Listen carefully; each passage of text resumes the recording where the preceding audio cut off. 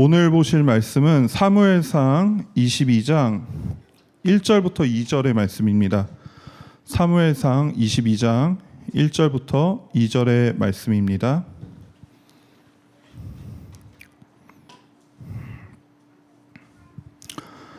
사무엘상 22장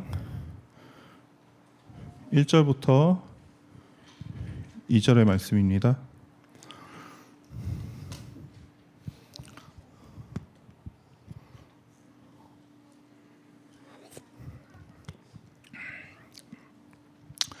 우리 찾으셨으면 한 목소리로 함께 읽겠습니다. 그러므로 다윗이 그곳을 떠나 아둘람 굴로 도망하매 그의 형제와 아버지의 온 집이 듣고 그리로 내려가서 그에게 이르렀고 환난당한 모든 자와 빚진 모든 자 마음이 원통한 자가 다 그에게로 모였고 그는 그들의 우두머리가 되었는데 그와 함께한 자가 400명 가량이었더라. 아멘. 제가 예전에 그 창문을 열고 운전을 하다가 차 안에 파리가 들어온 적이 있어요. 그래서 파리를 내쫓으려고 막 이렇게 팔을 허우적거리다가 앞에 있는 차를 못 보고 사고가 날 뻔한 적이 있었어요. 그래서 제가 그때 너무 시겁했던 기억이 있는데 파리에 신경 쓰느라 운전에 집중을 하지 못해서 그랬습니다. 근데 그때 제가 깨달은 게 있었어요. 뭐냐면 가만히 생각해 보니까 파리는 저한테 신경 쓰이는 거지 제 생명을 위협하는 존재가 아니거든요. 그런데 제가 그 파리에 신경 쓰니라 제 생명이 위험해질 뻔했더라고요. 근데 그 순간 우리가 때로는 생명과 직결되지는 않지만 너무나 신경 쓰이는 어떤 것에 집중하니라 진짜 중요한 생명과 직결되는 것들을 놓치고 있을 수도 있겠구나라는 생각이 들었습니다. 제가 파리를 신경 쓰니라 운전대를 놔버린 것처럼 어쩌면 이런 거일 수도 있을 것 같습니다. 경제적인 결핍이나 아니면 나를 무시하는 사람들, 건강 이런 것들 참 아프고 참 신경 쓰입니다. 그런데 우리가 이 문제들에만 함몰돼 있을 때 이거를 신경 쓰니라 제일 중요한 걸 잊어버리고 있을 때가 있다는 거죠. 그게 뭡니까? 믿는 우리한텐 내 영혼의 생명줄인 하나님의 주권이라는 그분의 섭리를 우리가 놓아버리고 그것들만 신경 쓰고 그것들만 쫓아가다가 하나님을 잃어버릴 때가 있다는 거죠. 이 문제만 해결되면 내가 진짜 제대로 하나님 바라볼 수 있을 것 같고 요것만 잘 넘어가면 하나님 앞에 더 헌신할 수 있을 것 같은데 어쩌면 그렇게 말하는 것은 마치 이 파리가 차 안에서 나가면 그때 제가 운전대를 제대로 잡겠습니다 라고 고백하는 것과 같지 않을까라는 생각을 했습니다. 그래서 사실은 우리가 문제들 때문에 죽는 게 아니라 어쩌면 생명에서 멀어지기 때문에 죽는 게 아닐까라는 생각을 해봤습니다. 그러니까 누군가는 파리 때문에 사고가 났다라고 표현할 수 있지만 사실은 운전대에서 손을 놨기 때문에 사고가 난 거죠. 그래서 사단이 우리를 공격하는 방식은 수단과 방법을 가리지 않고 우리 손을 운전대에서 떼게 만드는 거예요.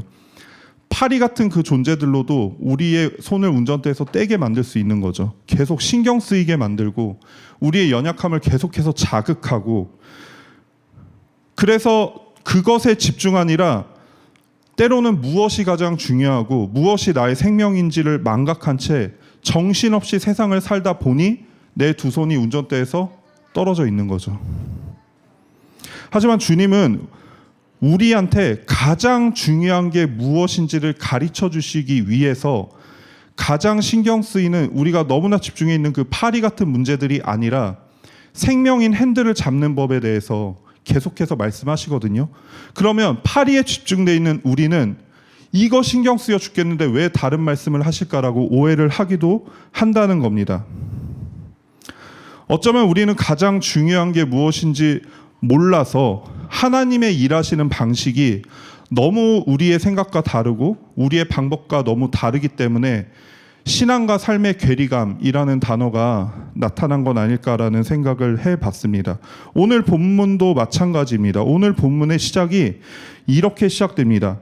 그러므로 다윗이 그곳을 떠나 아둘람 굴로 도망하매 다윗이 그곳을 떠났다고 합니다. 그곳이 어디냐면요. 제가 3주 전에 2주 전? 3주 전에 설교한 블레셋의 도시 가드입니다.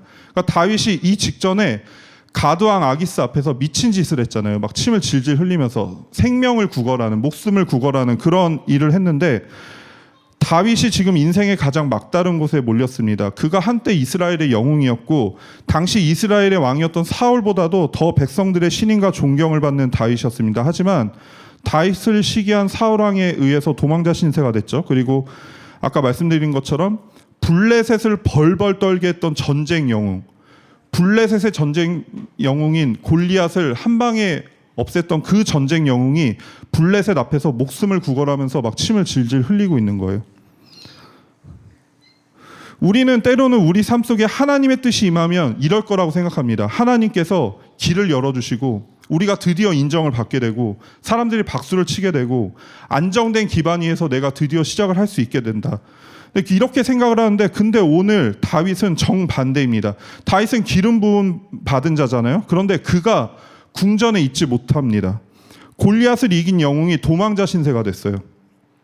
이스라엘에서도 쫓겨나고 블레셋에서도 쫓기는 신세가 됐습니다. 그리고 구걸을 하죠. 그래서 그가 결국 어디로 들어갔냐면요, 아둘람 굴, 동굴로 들어가게 되는 거예요. 왕궁이 아니라 동굴로 들어가게 되는 거죠. 어디에도 하나님이 함께 하시는 증거나 형통함의 증거가 나타나지 않습니다. 우리가 원하는 평안의 모습과 형통함으로 주님이 일해 주실 거라고 우리는 사실 생각을 하는데, 그런데 주님이 그렇게 인도하지 않으시는 모습을 성경이 오늘 말씀하신단 말이에요. 근데 동시에 성경은 하나님의 생각과 하나님의 길은 사람보다 높고 사람보다 깊고 사람이 감히 헤아릴 수 없다라고도 또 말씀을 하신단 말이죠. 이게 어떻게 된 일일까요? 다윗이 도망친 동굴의 이름이 아둘람이라고 합니다. 아둘람은 히브리어로 피난처, 격리된 장소라는 뜻을 가지고 있습니다. 그러니까 세상의 관점에서 보면은 아둘람은 도망가야 하는 자들이 모이는 장소죠. 피난처니까요. 누군가로부터 쫓기는 자들이 모여야 되는 곳이고, 격리된 장소라는 것은 세상과 단절된 곳이라는 거예요. 세상 속에 있을 이유를 잃어버린 자들을 모아서 격리시킨 장소가 바로 아둘람입니다. 한마디로 세상의 눈으로 볼 때 실패자들의 무덤과도 같은 곳입니다. 세상과 단절된 장소이고 인생의 고단함이 가득한 곳입니다. 지난 시간에 우리가 봤지만 다윗이 그 미친 척, 가드왕 아기스 앞에서 미친 척을 했을 때, 목숨을 구걸했을 때 완전 밑바닥이었잖아요. 그러니까 세상이 볼 때 이 할랄의 자리를 뭐라고 했죠? 다윗이 미쳤다, 저 정신 나갔다, 나한테 정신 나간 자가 부족해서 얘를 또 데려왔느냐, 그렇게 말을 하잖아요. 그런데 우리가 앞서 살펴본 것처럼 하나님 앞에서의 할랄은 달랐어요. 세상 앞에서의 할랄은 미친 자였지만 하나님 앞에서의 할랄은 예배자였어요. 하나님을 자랑하는 자였어요. 성경이 그렇게 말씀하고 계신단 말이에요.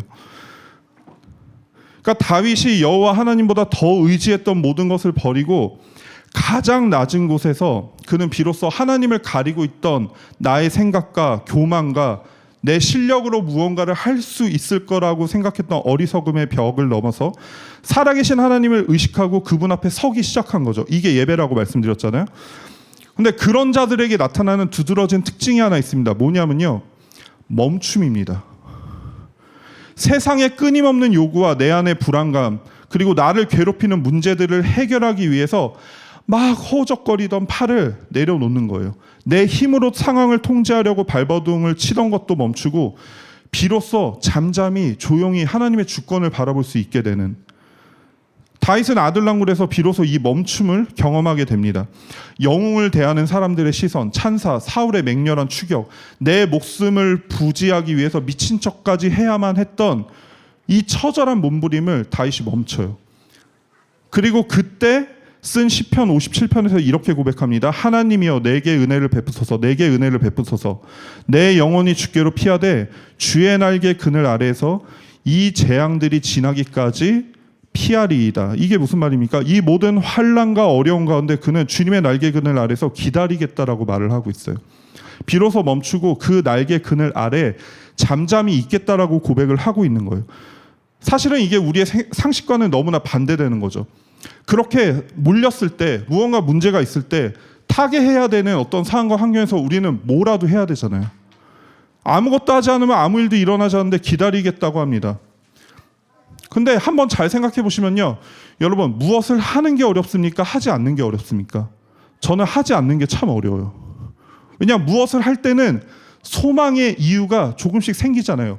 내가 이 일을 했으니까 이 일이 하나님이 들어주시는 일이었으면 좋겠다. 내가 저 일을 했으니까 저 일 가운데 하나님 임하셨으면 좋겠다. 내가 이걸 계획했으니까 이 계획 가운데 하나님 임하셨으면 좋겠다. 이런 소망들이 있어서 내가 하루하루 살아갈 이유와 근거를 그 일과 그 소망 가운데 찾을 수 있단 말이에요. 그런데 아무것도 하지 말라. 이거 너무 어려운 일 아닙니까? 어떤 소망의 근거도 찾을 수 없고 내 미래를 계획하고 내 미래를 꾸려 나갈 수 있는 어떤 이유도 찾을 수 없는 그 상태에 머물라고 주님께서 말씀하신단 말이에요. 저는 이게 제일 어려운 것 같아요. 그러니까 세상 사람들이 어떠합니까? 멈추지 못하죠. 잘못된 걸 알아도 멈추지 못합니다. 스스로 멈추는 기능을 상실해 버렸어요. 하나님께서 강제로 멈추지 않으시면은 그들은 치닫습니다. 극한까지. 아무것도 하지 않는다? 세상이 볼 때는요, 모든 걸 다 포기한 자만이 할 수 있는 거죠.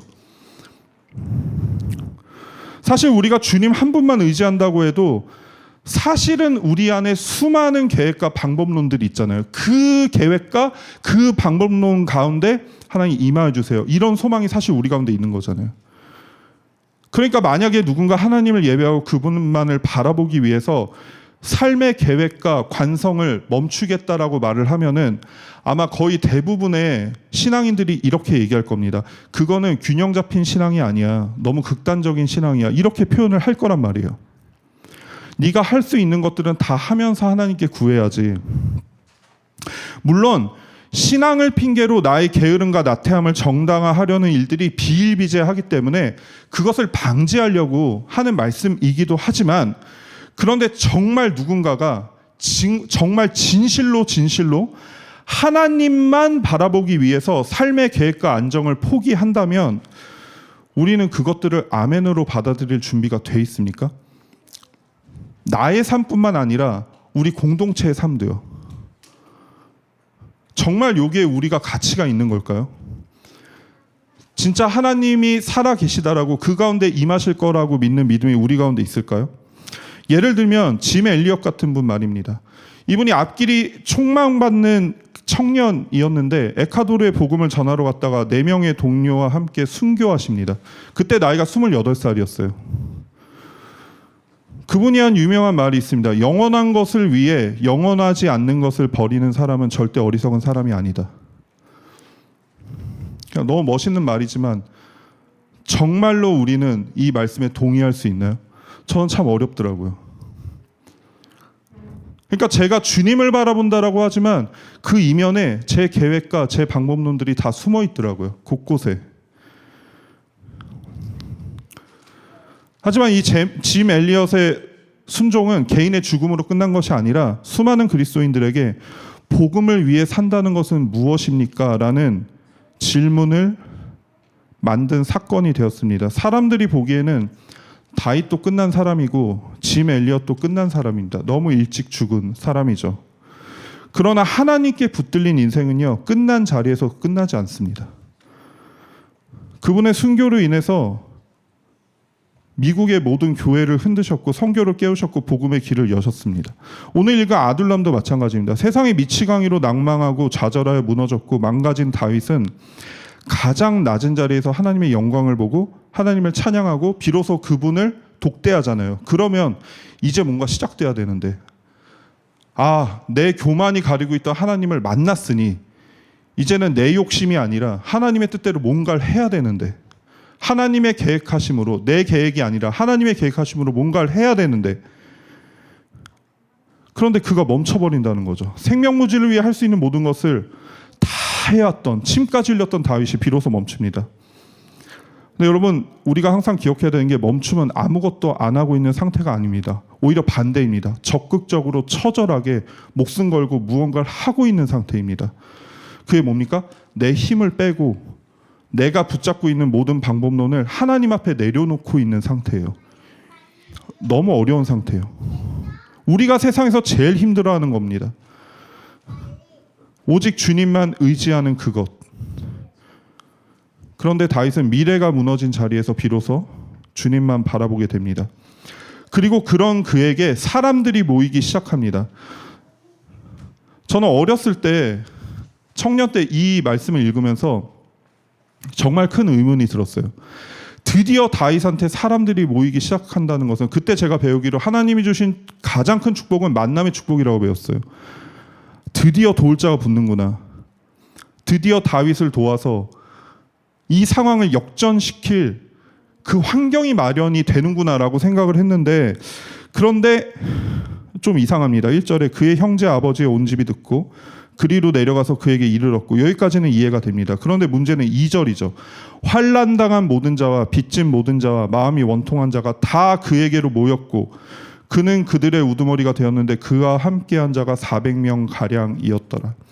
만약에 주님이 밑바닥에 떨어진 다윗을 도우신다면, 그럴 계획이 있으셨다면 어떤 자들을 보내야 되죠? 힘 있는 사람, 돈 있는 사람, 명예가 권력이 있는 사람들을 보내셔야 되잖아요. 근데 지금 누가 모이고 있습니까? 환난당한 자, 빚진 자, 원통한 자가 모이고 있습니다. 환난당한 자가 모입니다. 환난은 히브리어로 마초크인데 이것이 조금 어려운 사람, 어려운 상태, 환경, 이걸 뜻하는 게 아니라요. 궁지에 몰렸다, 사면초가, 숨막히는 공경, 좁은 곳에 갇혀 압박받다라는 뜻을 가지고 있습니다.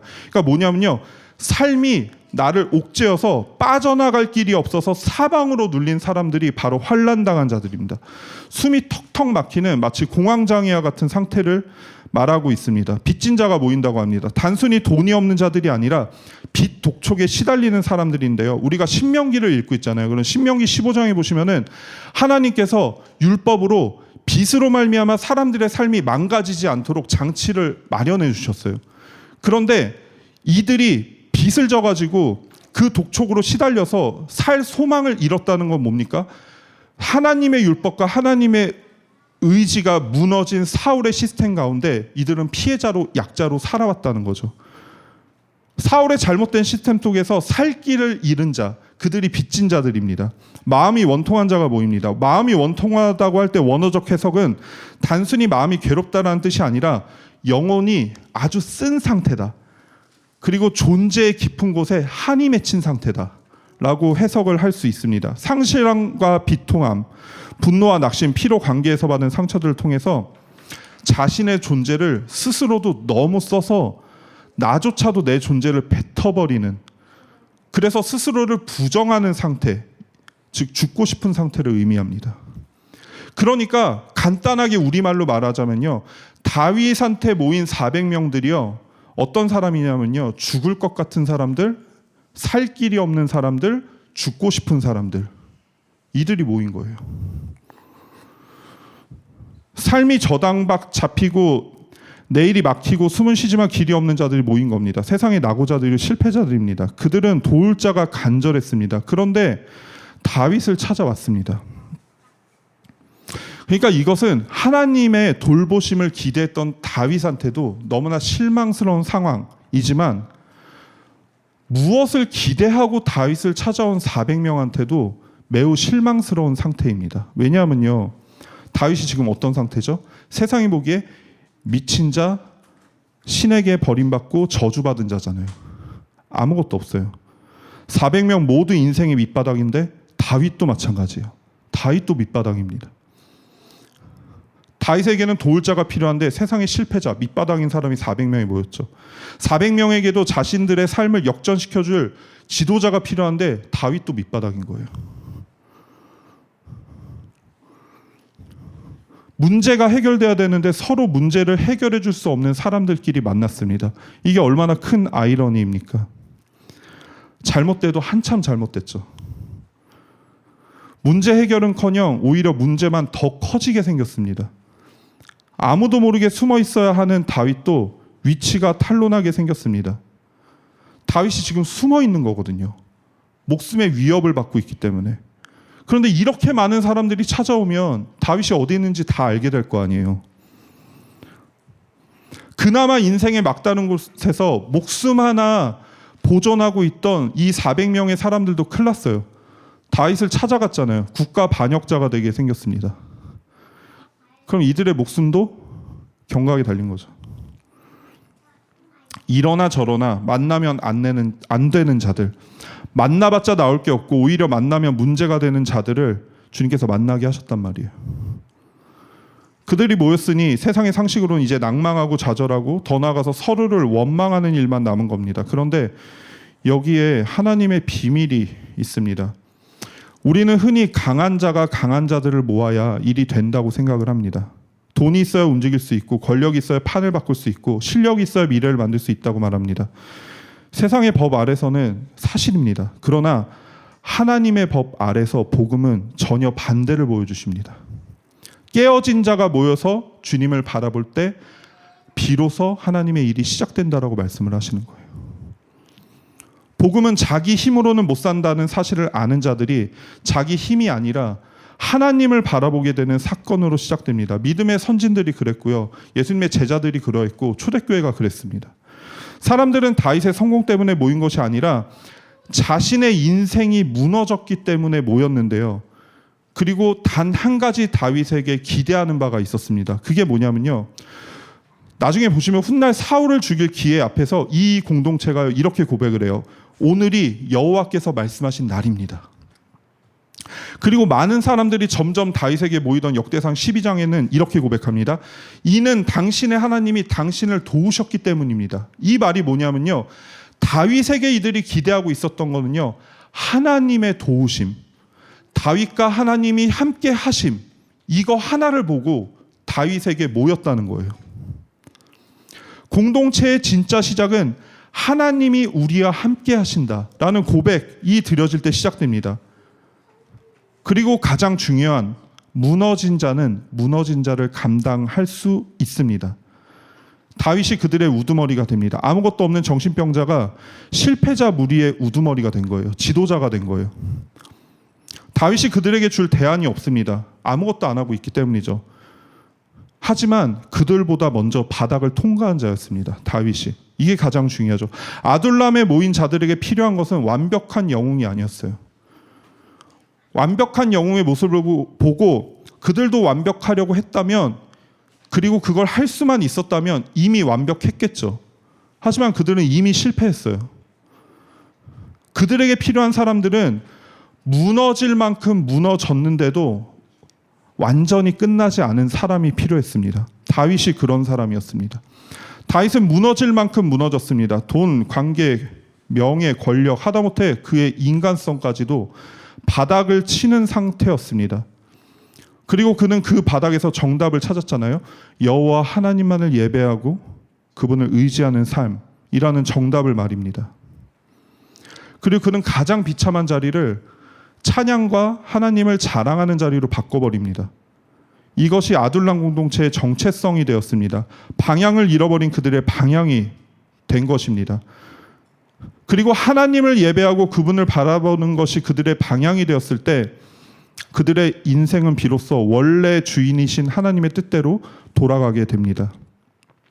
우리가 은혜를 받고 인격적으로 예수님을 만나면 모든 일들이 해결될 것이라고 기대를 하지만 사실은 정반대라는 거죠. 원래 우리의 생각처럼 돌아가지 않던 인생이라서 예수 그리스도 앞에 나와왔는데, 원래 내 생각대로 돌아가지 않던 인생이 비로소 내 생각대로 돌아가기 시작한다면 뭔가 이상하잖아요. 원래 내 생각대로 돌아가지 않던 인생이요, 더 확실하게, 더 본격적으로 내 생각대로 돌아가지 않기 시작합니다. 왜요? 예수 그리스도께서 나의 삶에 개입하시기 시작하셨기 때문입니다.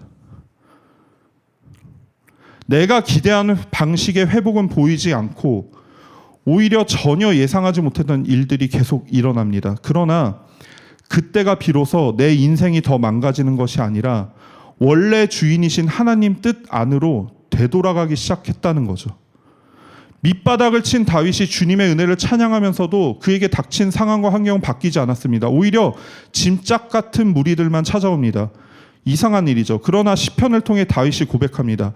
주님이 다윗에게 당신은 나에게 사랑과 신실하심을 주신 분이십니다 라고 고백을 하거든요. 이 사랑과 신실하심을 고백할 수 있는 다윗. 그 이유는 그가 지금 하나님과 동행하고 있기 때문이죠. 그리고 동행하는 자들에게 나타난 가장 큰 변화는요, 내 뜻이 이루어지는 것이 회복처럼 보였었는데 옛날에는, 이제는 내가 하나님 뜻 안에 들어가는 게 회복이구나 라는 인생의 결론을 갖게 된다는 겁니다. 400명의 무리들도 마찬가지였습니다. 그들은 문제 해결을 어쩌면 기대하고 왔을지도 모릅니다. 그들은 살 길을 찾으러 왔을 것입니다. 그러나 주님은 그들의 정적들을 제거하지 않으셨고, 그들의 빚을 갚아주지 않으셨고, 그들의 억울함을 해결해 주지 않으셨습니다. 그들이 지금 누구와 함께 해야 하는지를 알려주셨습니다. 우리의 문제를 무시하시는 것이 아니라 우리의 문제보다 더 깊고 중요한 일을 먼저 하길 원하시는 겁니다. 우리가 누구와 함께 해야 하는가의 문제, 그것은 신분의 회복입니다. 주님은 그들을 원래 신분으로 회복하기를 원하셨어요. 나중에 아둘람에 모인 자들을요, 성경이 뭐라고 표현하시냐면요, 다윗의 용사들이다 이렇게 표현을 하시거든요. 사무엘 하에 가면 환난 당한 자들이라고 생각했었는데 그들은 나라를 세우는 자들이었습니다. 빚진 자들이라고 생각했는데 하나님 나라를 위해 자기 생명을 내어놓는 자들이었습니다. 마음이 원통해서 죽고 싶은 자들인 줄 알았는데 왕과 함께 하나님의 뜻을 이루는 자들이었습니다. 그것이 그들의 본래 신분이었어요. 세상 어느 곳에도 부름을 받지 못한 자들인 줄만 알았는데 하나님은 그들을 용사로 부르셨습니다. 어느 누구도 알지 못하고 상상도 할 수 없는 부르심이었습니다. 오직 하나님을 만난 자들만, 그리고 그분을 경험한 자들만 알 수 있는 부르심. 그러니까 주님은 답이 되는 조합을 원하신 게 아니라요, 하나님이 함께 하셔야만 하는 조합을 원하신 거예요. 하나님이 함께 하셔야만 그들의 본래 신분이 회복되기 때문입니다. 내가 힘들다고 할 때 나의 고통을 알아주지 않는 것만큼 서운한 게 없습니다. 그런데 때로는 하나님이 그러시는 것 같단 말이에요. 내가 실패했는데, 고통을 당하는데 이거 해결해 주셔야 하는데 내 마음을 안 알아주시는 것 같아 보입니다. 그럴 때 참 서운하고 참 하나님이 냉정하게 느껴질 때가 있습니다. 하지만 그게 아니죠. 애초에 그분의 눈이요, 우리를 정신병자 다윗으로 보지 않으세요. 세상의 실패자 400명의 찌질이들로 보지 않으시는 거예요. 그 위대한 예배자 다윗으로 보시고요, 그 위대한 용사들로 보시는 거죠. 그래서 그분은 우리의 신분에 맞게 우리를 부르십니다. 우리의 환경과 상황에 맞게 부르시는 분이 아니에요. 원래 우리의 신분에 맞게 부르세요. 우리가 처한 상황에 맞게 명하시지 않습니다. 우리를 부르신 신분에 맞게 명하십니다. 우리가 문제에만 함몰된다면 이 부르심을 보지 못하게 됩니다. 더욱더 놀라운 부르심이 있습니다. 오늘 읽지는 않았지만 본문 뒤편에 쭉 읽어보시면요, 3절에 하나님의 선지자 갓이 다윗을 찾아옵니다. 그리고 20절에 제사장 아비아달이 다윗을 찾아옵니다. 이게 어떤 일이에요? 하나님이 기름 부은 왕과 선지자와 제사장이 이 아둘람 공동체에 모이는 거예요. 세상의 눈에 실패자의 수용소였지만 그곳은 이미 하나님의 나라가 완벽하게 세워진 성전이었습니다. 화려한 궁전에는 하나님께 버림받은 사울이 있었고, 메마른 동굴에는 하나님이 세우신 완벽한 통치가 시작되고 있었다는 거예요. 그리고 오늘날 영원하신 왕이시며 제사장이시며 선지자이신 예수 그리스도 안에서 완성되고 계속 이어지고 있습니다. 사랑하는 더복 여러분, 우리는 어쩌면 환난당하고 빚지고 원통한 자로서 예수님 앞에 나아왔는지도 모릅니다. 세상에 대안이 없고 누구도 해결해 줄 수 없어서 주님 앞에 이 문제를 해결받기 위해 나아왔는지도 모르겠습니다. 그런데 주님은 우리를 단순히 해결해야 할 문제투성이인 인생의 패배자들로 대하시지 않으십니다. 우리를 예배자로 대하시고 우리를 용사로 대하십니다. 문제를 보지 못하시는 게 아닙니다. 문제보다 더 깊은 존재로, 더 깊은 사귐으로 우리를 대하시는 거예요. 우리의 상처를 외면하시는 게 아니라 상처가 우리의 최종 이름이 되지 않도록 하시는 거예요. 단순한 피해자로 살게 하지 않으시고 예배자로 부르시는 거죠. 우리를 택하신 족속이요, 왕 같은 제사장이요, 거룩한 나라고 그의 소유된 백성으로 부르세요.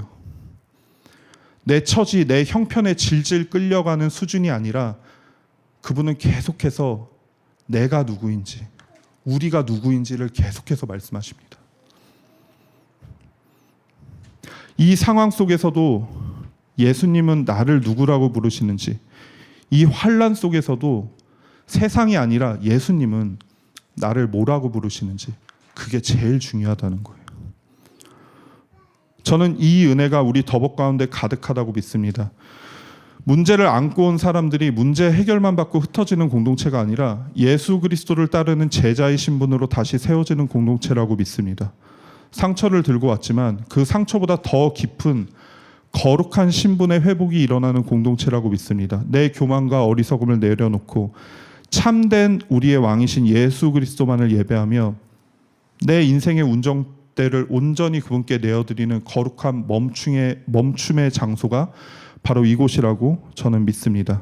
그러니까 여러분, 때때로 두려움이 있고 염려가 있으실지라도 두려워하지 마시고 염려하지 마시기 바랍니다. 내가 세상에서 없어질까 봐, 나의 존재감이 어디에서도 빛을 못 낼까 봐, 다른 사람들한테 인정 못 받을까 봐 두려워하지 마시기 바랍니다. 내 인생이 내 계획대로 되지 않을까 봐 염려하지 마시기 바랍니다. 두렵고 떨리더라도 그 모든 것을 예수님 앞에서 하시기 바랍니다. 인생의 문제들을 제가 무시해서가 아닙니다. 오히려 반대입니다. 그 문제들이 얼마나 두렵고 떨리는 것임을 너무나 잘 알기 때문에 그렇습니다. 골리앗처럼, 사울처럼 그 인생의 문제들이 너무나 무시무시하기 때문에 그래서 더더욱 주님만 바라보자고 말씀드리는 겁니다. 우리의 환경과 상황이 엉망진창이어도, 우리의 계획과 우리의 존재가 밑바닥이어도 그럼에도 불구하고 주님은 살아계십니다. 그러니 우리가 무서울수록, 우리가 두려울수록 주님의 살아계심을 더 크게 외치자는 겁니다. 그 동굴에서 다윗이 내 마음이 확정되고 내 마음이 확정되었사오니 내가 노래하고 주를 찬송하리이다 라고 고백했던 것처럼 우리의 예배가 그런 예배가 되길 원합니다. 그게 생명이기 때문입니다. 오해하시면 안 되는 게 아무것도 하지 말자는 말이 아닙니다. 오히려 무엇을 하자는 말입니다. 내가 붙들고 있던 세상을 포기하여 진짜 예배를 드리고 내 의와 내 계산, 내 속도, 내 체면, 내 통제, 내 생산성을 내려놓지 않은 채 단순한 입술의 찬양이 아니라 그분을 더욱더 신뢰하는, 그리고 그분과의 깊은 만남과 교제 가운데서 내 존재를 모두 다 드려서 그분을 찬양하자는 말씀을 드리는 겁니다. 통제할 수도 없고 예측할 수도 없는 세상 속에서 나의 의지와 결단과는 상관없이 누구도 동의하지 않은 이 세상의 흐름에 우리도 같이 치닫고 있습니다. 하지만 그 가운데서도 우리 더복은 가장 중요한 것을 붙잡는 공동체가 되길 원합니다. 주님의 날개 그늘 아래로 피하여 우리가 있는 이곳이 실패자의 동굴이 아니라 거룩한 하나님 나라임을 믿고 우리의 신분이 주님 안에서 회복되길 원합니다. 그 신분에 걸맞는 삶을 살아가는 몸부림으로 우리의 부르심을 기억하면서 주님의 주권을 선포할 때 삶의 모든 자리에서 주님의 섭리를 경험하며 그분과 동행하는 우리 더복이 되길 주님의 이름으로 소망합니다. 잠시 기도하겠습니다.